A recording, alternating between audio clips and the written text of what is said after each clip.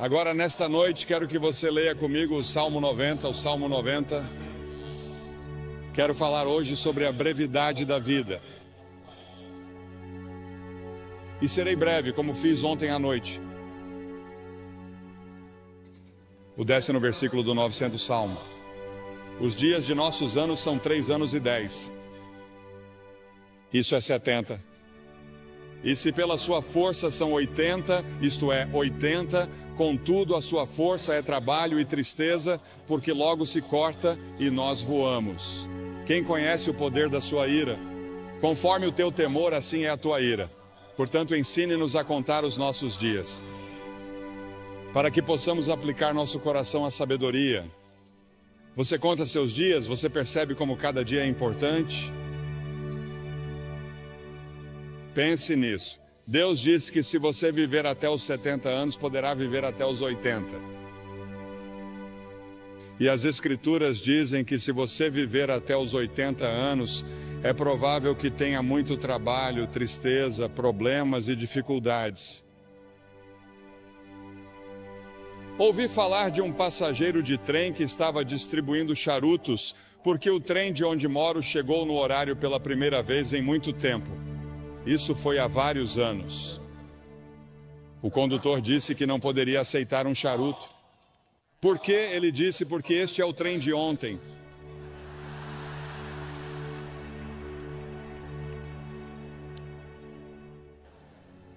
Há o colapso do tempo ao nosso redor. Você sabia que nos dias de Jesus, o mais rápido que uma pessoa podia ir era o mais rápido que um cavalo podia correr? E isso aconteceu até 1830, quando desenvolvemos um motor mais rápido que um cavalo. Pense nisso. Naquelas centenas e milhares de anos, o mais rápido que você podia ir era a cavalo. Depois, em 1910, desenvolvemos uma aeronave militar que percorria 42 milhas por hora. Lembro-me muito bem, como se fosse ontem, quando Lindbergh decolou para Paris e em 33 horas estava em Paris e achamos que isso era realmente incrível. Hoje em dia entramos em um Concorde, ou algumas pessoas o fazem e chegam lá em 3 horas e meia. E em 1960 começamos a viajar pelo ar a 18 mil milhas por hora quando chegamos à estratosfera. Agora meu pai dirigia um cavalo e uma charrete e estamos tentando administrar hoje uma era espacial em uma condição moral e espiritual de cavalo e charrete. O tempo está desabando sobre nós. Quanto tempo ainda temos? O salmista pediu que o Senhor se lembrasse de como o meu tempo é curto. Eis que você fez os meus dias como um palmo e a minha idade como nada para você. 1000 anos aos teus olhos são como o dia de ontem, quando já passou, e como um relógio. Um relógio dura 4 horas à noite. Um dia é o que o Senhor é 1000 anos e 1000 anos é um dia. Aquele que está assentado sobre o círculo da terra e os seus habitantes olham para Deus como gafanhotos. A grama murcha e a flor murcha, diz a Escritura. Os meus dias são como a sombra que declina, e eu me vou secando como a erva, mas tu, ó Senhor, permanecerás para sempre na tua memória, de geração em geração. Pense nisso, Deus permanecerá para sempre, mas nesta terra somos como uma sombra. Estamos todos em declínio e morrendo. Desde o momento em que nasceu, você começou a morrer porque todos nós estamos caminhando para a morte. Cada um de nós está sujeito à sentença de morte. Não haverá ninguém vivo nesta plateia, eu diria que daqui a 90 anos. Ninguém, todos partiremos. E o que você vai fazer com esses anos? Cada ser humano tem exatamente o mesmo número de horas e minutos todos os dias. Você sabe quantos minutos há em um dia? Você sabe quantas horas há em uma semana? Agora, se você viver até os 70 anos, seus primeiros 15 serão na infância ou na adolescência. Você passa 20 anos na cama. Os últimos 5 anos são de limitações físicas e você está reduzindo suas atividades. Isso significa que você só tem 30 anos para todo o resto, 30 anos para viver. E parte desse tempo tem que ser gasto com alimentação, trabalho e cálculo do imposto de renda. As Escrituras fazem esta pergunta: o que é a vida de vocês? É até mesmo um vapor que aparece por um pouco de tempo e depois desaparece. O mais velho de nós não viverá muito tempo. Nosso tempo já está nas mãos de Deus. Deus já tem um dia marcado para você ser levado deste mundo. Você pode estar envolvido em um acidente. Pode ser um câncer, pode ser um ataque cardíaco. Seja o que for, já está definido. E as Escrituras dizem que ao homem está ordenado morrer uma vez, e depois disso, o julgamento. Você estará diante do grande julgamento de Deus para prestar contas de como passou esta vida e o que fez em relação a Jesus Cristo, porque Deus deu seu Filho para morrer por seus pecados. Porque, como você vê, somos todos pecadores. Todos nós temos a mesma doença. Não me importa a cor da pele de vocês. Deus não olha para a cor da sua pele. Deus olha para o seu coração e vê que você tem uma doença espiritual no coração, e essa doença espiritual no coração se chama pecado. E todos nós somos pecadores. Isso significa que violamos as leis de Deus, desobedecemos a Deus, nós nos rebelamos contra Deus, e por termos nos rebelado contra Ele, teremos de enfrentar um julgamento. E Ele vai dizer: afastai-vos de mim, nunca te conheci. É interessante para mim que as pessoas ricas não possam comprar mais horas. Os cientistas não podem inventar novos minutos. Você não pode nem mesmo economizar tempo para gastá-lo em outro dia. Você tem pouco tempo hoje. Diz que quer guardar para amanhã. Não pode fazer isso. Há urgência no tempo. A Bíblia diz: redimam o tempo porque os dias são maus. Os dias são muito ruins. Olhamos para nossos jornais e não conseguimos acreditar em todos os assassinatos, estupros e problemas raciais, todas essas coisas no mundo todo. Sim, os dias são maus e temos uma grande tarefa pela frente se quisermos que esta terra seja poupada por muito mais tempo. As Escrituras dizem que devemos redimir o tempo. É uma frase do mundo dos negócios. Significa comprar o tempo. Ouvi falar de pessoas que dão o dízimo de seu tempo. Devemos dar o dízimo de nosso dinheiro. 10% do nosso dinheiro pertence a Deus, se você for cristão. Mas podemos dizimar seu tempo. Reserve 10% do seu tempo e diga: Senhor, isso é seu para o estudo da Bíblia, para a oração. Você diz que passamos muito tempo nas rodovias, indo e voltando, e nas interestaduais, presos no trânsito. Você sabe, inventamos todas essas coisas modernas para economizar tempo, mas temos menos tempo do que nunca. Temos bem menos tempo hoje que meus pais na era dos cavalos e charretes. No entanto, temos automóveis e aviões velozes, e estamos correndo de um lugar para outro como loucos. E a maioria de nós não sabe o que fazer ao chegar lá.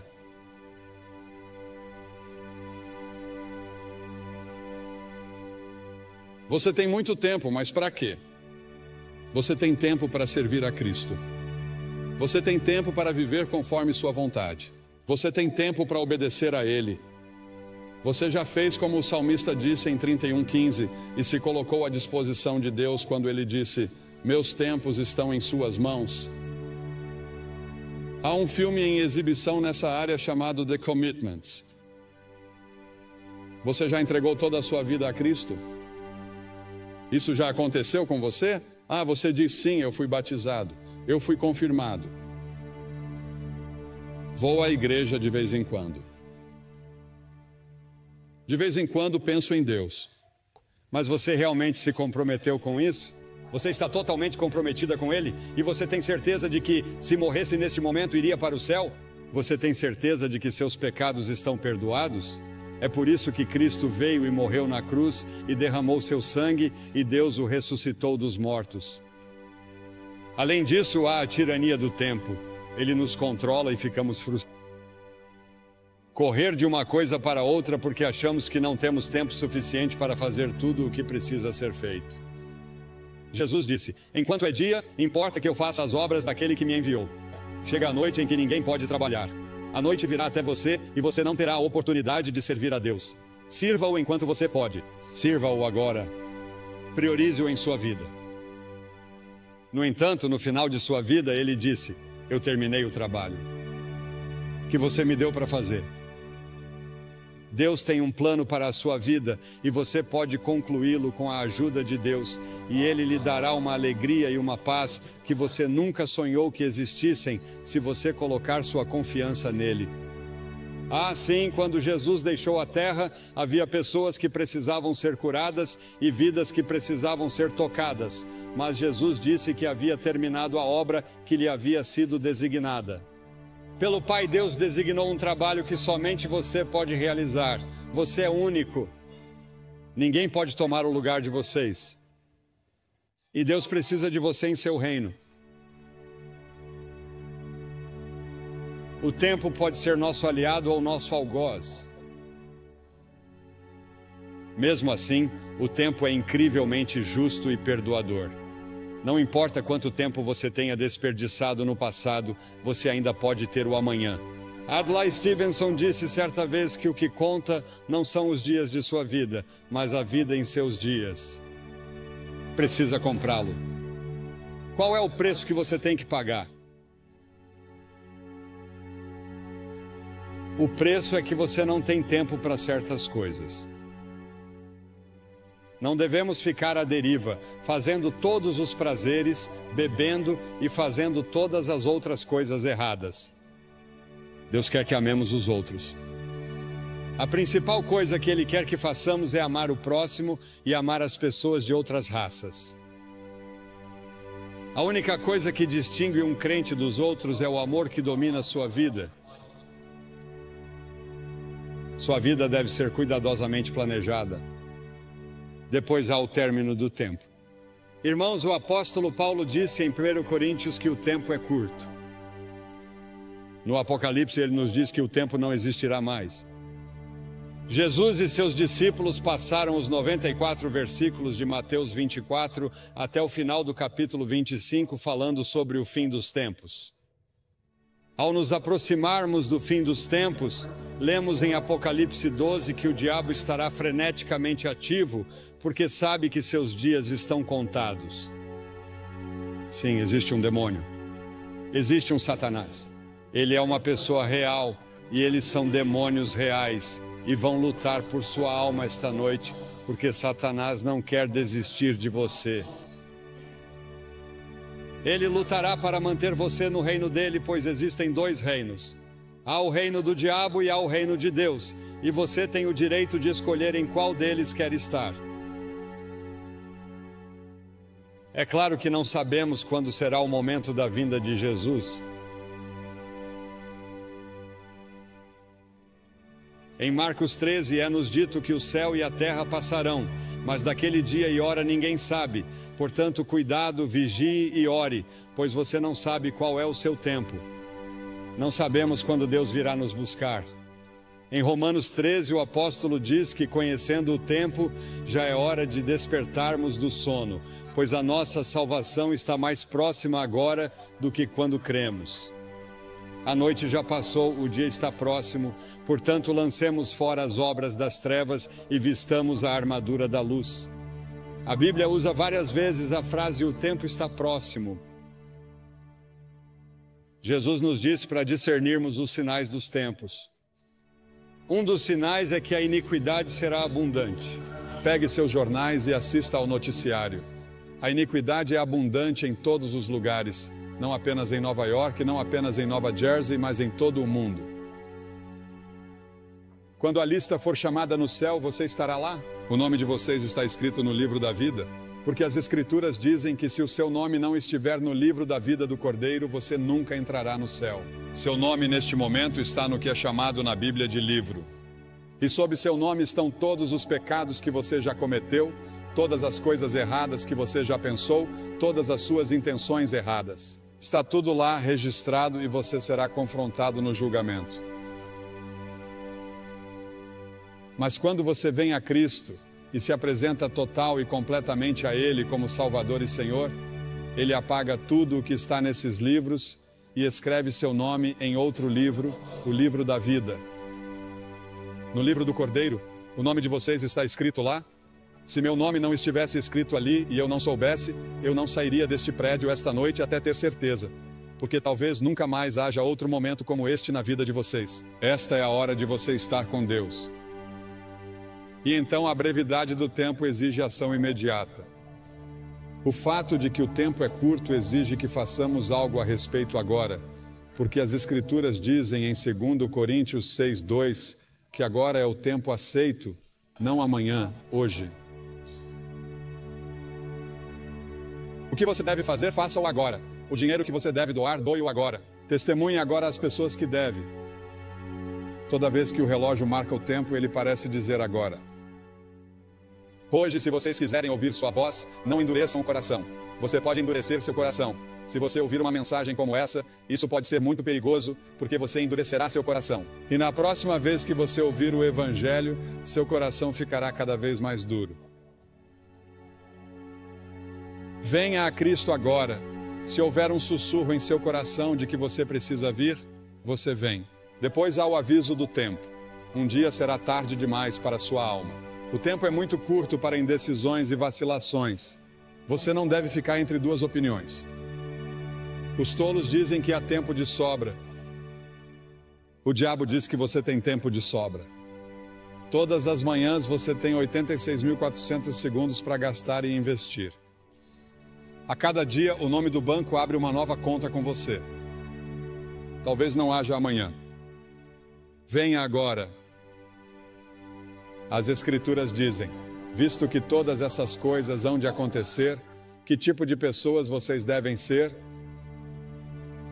Li um artigo há alguns anos falando sobre algumas pessoas que estavam se divertindo muito na véspera de Ano Novo, e o autor do artigo disse que elas bebiam como se não houvesse amanhã. Provavelmente todos vocês já ouviram a música, em outro momento e em outro lugar, e é isso que o diabo sussurrará em seu ouvido esta noite. Quando eu lhe disser que você precisa vir e assumir seu compromisso com Cristo, com essas centenas e milhares que já vieram nesta cruzada, o diabo dirá, espere, outra hora, outro lugar. Este não é o momento. Este é o momento. O simples fato de você estar aqui indica que é a hora. Por alguma estranha coincidência ou providência, Deus trouxe você aqui esta noite.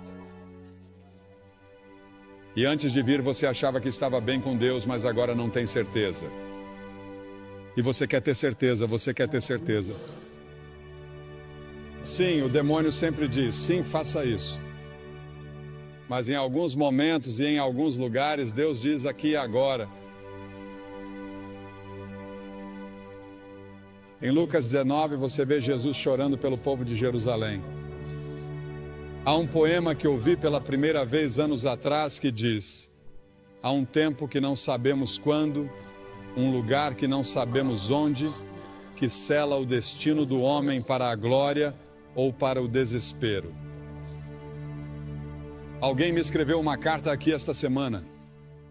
Diz: caro Sr. Graham, em 1957, sua cruzada foi ao antigo Madison Square Garden, na cidade de Nova York. Eu tinha 6 anos. Ainda me lembro da viagem de ônibus, das arquibancadas de madeira dura e dos meus sapatos pretos de couro envernizado. Lembro de tudo. Lembro-me de tudo como se fosse ontem.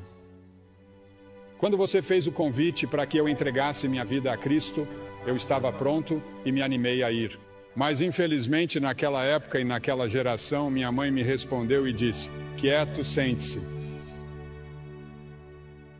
Não fazemos isso. Alguém pode ver você. Fiquei em minha cadeira. Aqui estamos 35 anos depois e tenho o privilégio de ser um conselheiro voluntário no andar de baixo. E é minha oração que nenhuma pessoa permaneça em seu assento, mas que venha à frente para receber Cristo. Enquanto há tempo, agradeço a você por trazer sua cruzada de volta a esta área. Minhas lembranças de menina de 6 anos estão transbordando de entusiasmo.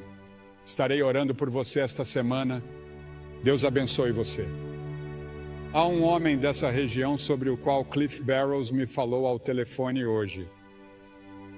Sua família estava insistindo para que ele viesse aqui porque ele não acreditava. E ele fazia questão de dizer às pessoas que não acreditavam em Cristo. Ele não era um crente. Mas ele não ficaria aqui e não viria. E ele não queria aceitar as reivindicações de Cristo. Em vez disso, ele foi para as Ilhas Bahamas e de manhã cedo morreu de ataque cardíaco.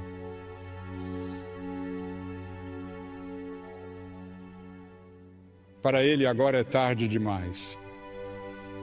Sua decisão está tomada. E quanto à sua decisão? Você vai dizer sim ou não às afirmações de Cristo? Cristo morreu por você, ressuscitou, e então o que você tem de fazer? Você precisa primeiro se arrepender de seus pecados. Isso significa que você diz: Senhor, sou um pecador. Sinto muito por meu pecado. Estou disposto a mudar meu estilo de vida. Quero segui-lo e servi-lo. E entrego minha vida a você esta noite, ou rededico minha vida a você esta noite. Preciso de você, Senhor, e quero assumir meu compromisso nesta noite. Nessa cruzada, nunca mais estaremos neste auditório. E você está aqui esta noite. Vou pedir que você se levante do seu assento na varanda. Isso levará 1 minuto a mais, portanto, comece agora. Venham e fiquem todos na frente, na minha frente, na frente do pódio.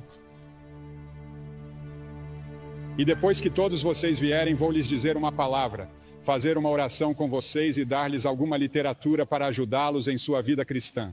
Você diz: por que você pede às pessoas que venham publicamente? Porque cada pessoa que Jesus chamou, ele chamou publicamente. Havia algo em tornar isso público. Ele morreu por você publicamente, pendurado nu em uma cruz. Certamente pode vir e apresentar-se aqui publicamente. Assumir seu compromisso com ele e dizer: Senhor, você tem tudo de mim hoje. Quero ter certeza de que estou pronto para conhecer você. Apenas levante e venha de qualquer parte do estádio.